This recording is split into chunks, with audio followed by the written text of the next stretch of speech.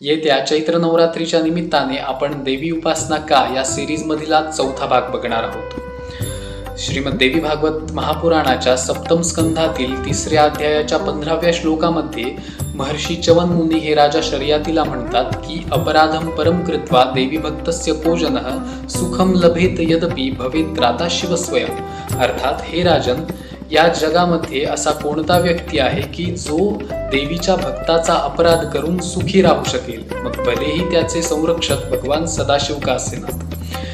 भगवती जगदंबा ही अत्यंत भक्ताभिमानी आणि भक्तवत्सला असून तिने कायमच आपल्या भक्तांच्या संरक्षणाची जबाबदारी स्वतःच्या खांद्यांवर उचललेली असते आणि म्हणूनच तिच्या भक्तांना जो कोणी दुखवायला जातो, जो त्यांचं अहित करायला जातो,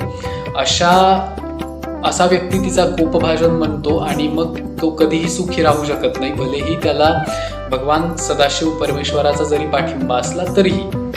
म्हणूनच अशा भक्तांची, आपल्या शरणागतांची ढाल बनून उभी राहणाऱ्या जगदंबेची उपासना ही कायमच सर्वोत्कृष्ट फलदायी आणि सर्वोत्तम सांगितलेली आहे. भुवनेश्वरी शरणम.